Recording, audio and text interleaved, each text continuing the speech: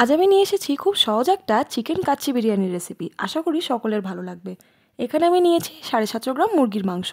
ওর মধ্যে দিয়ে দিলাম ফ্যাটানো টক দই, নুন আর বেরেস্তা ভাজা সাদা তেল, লঙ্কা গুঁড়ো, ধনে গুঁড়ো, জিরে গুঁড়ো, হলুদ গুঁড়ো আর সামান্য গোলমরিচ গুঁড়ো। তারপর এর মধ্যে দিয়ে দিচ্ছি আদা রসুনের পেস্ট আর দিয়ে দিচ্ছি বেরেস্তা, বিরিয়ানি মশলা। তারপর এর মধ্যে চলে যাবে কেওড়ার জল আর গোলাপ জল। দিয়ে দেবো সামান্য চিনি আর বাড়িতে বানানো গরম মশলা। এরপর এটাকে খুব ভালো করে ম্যারিনেট করে রেখে দিতে হবে অন্তত 3 থেকে 4 ঘন্টার জন্য। যদি ওভারনাইট রাখা যায় তাহলে তো খুবই ভালো হয়। এখানে আমি সম্পূর্ণভাবে মুরগির লেগ পিসই ব্যবহার করেছি। এবার এর মধ্যে দিয়ে দিলাম আগে থেকে ভেজে রাখা আলু। আবারও সবটা খুব ভালো করে মেখে নেব এবং আলাদা করে রেখে দেবো। বাসমতি চাল আমি আগে থেকেই ধুয়ে পরিষ্কার করে রেখে দিয়েছিলাম। এবার হাঁড়িতে জল গরম করে ওর মধ্যে দিয়ে দিলাম বেশ খানিকটা পরিমাণে নুন, সাদা তেল, দিয়ে দিলাম গোটা জিরে আর দিয়ে দিলাম গোটা গরম মশলা।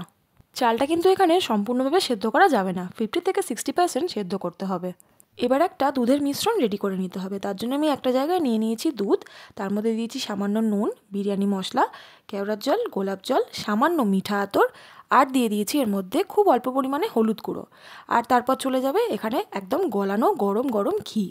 এটাকে খুব ভালো করে মিশিয়ে নিয়ে রেখে দিতে হবে।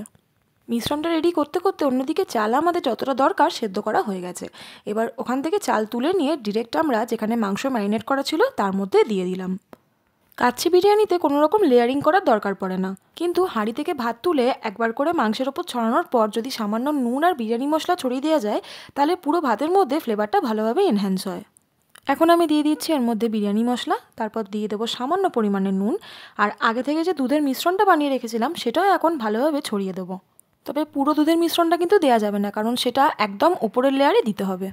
আগে থেকে সেদ্ধ করে রাখা ডিমগুলোকে এখন এর ওপর চেপে চেপে আমি দিয়ে দিচ্ছি। তারপর আবারও ভাত তুলে এর ওপর ছড়িয়ে দেবো। ভাত ছড়ানো হয়ে গেলে সেই সেম প্রসেস, আবার একটু বিরিয়ানি মশলা, আবার একটুখানি নুন আর সেই দুধের মিশ্রণটা। এরপর দিয়ে দেবো আগে থেকে তৈরি করে রাখা বেরেস্তা। বাড়িতে বিরিয়ানি করলে আমি সবসময় কাচ্চি বিরিয়ানি করি, কারণ এটা করতে যেমন সময় কম লাগে তেমনি খেতেও দারুণ লাগে। অন্যদিকে আমি গ্যাসে তাওয়া বসিয়ে দিয়েছি, হাই ফ্লেমে অন্তত 10 মিনিটের জন্য এটাকে গরম করে নেব। সাধারণত বিরিয়ানির হাঁড়িতে যাতে ভেপারটা বেরিয়ে না যায় সেই জন্যে আটার রোল করে চারিদিকে লাগিয়ে দেওয়া হয়, তবে আমি এখানে অন্য প্রসেস অ্যাপ্লাই করলাম। একটা তোয়ালে বা সুতির কাপড় নিয়ে এর ওপরে দিয়ে দিয়ে তারপর একটা থালা চাপিয়ে আমি চারিদিক থেকে সেই এক্সট্রা কাপড়টা তুলে দিলাম আর ওপরে একটা ভারী জিনিস দিয়ে চাপা দিয়ে দিলাম। এখানে আমি দিয়ে দিয়েছি নোড়া। এবার এটাকে হাই ফ্লেমে 5 মিনিটের জন্যে, তারপর 5 মিনিট পর ফ্লেম কমিয়ে একদম লো ফ্লেমে অন্তত 35 থেকে 40 মিনিটের জন্য এটাকে দমে রাখলাম। তবে গ্যাস বন্ধ করে দিয়ে কিন্তু সঙ্গে সঙ্গে হাঁড়ির ঢাকনা খোলা যাবে না, অন্তত 15 মিনিট এটাকে রেখে দিতে হবে। তারপর 15 মিনিট পর হাঁড়ির ঢাকনা খুলে এরকমভাবে আমরা বিরিয়ানিটা কেটে নিলাম। এইভাবে বিরিয়ানি বানালে সময় যেরকম কম লাগে তেমনি খেতেও লাগে সুস্বাদু। ভিডিওর শেষে একটা ছোট্ট টিপস দিয়ে যাই। আমি বিরিয়ানি বানাতে এখানে দেখলেন দই ব্যবহার করেছি, তবে দইয়ের পরিবর্তে আপনারা যদি বাটার মিল্ক ব্যবহার করেন তাহলে কিন্তু বিরিয়ানির চিকেনটা হয় ভীষণ জুসি। বাটার মিল্ক কি যারা জানেন না তাদের জন্য বলে রাখি, একদম নর্মাল টেম্পারেচারে রাখা দুধের মধ্যে 1 থেকে 2 চামচ ভিনিগার মিশিয়ে দিলে যে ছানা কাটা হয়ে যাবে সেটাই হলো বাটার মিল্ক। ভিডিওটা ভালো লাগলে একটা লাইক, শেয়ার আর কমেন্ট করে দেবেন। চ্যানেলে নতুন হলে চ্যানেলটা সাবস্ক্রাইব করতে ভুলবেন না। টাটা।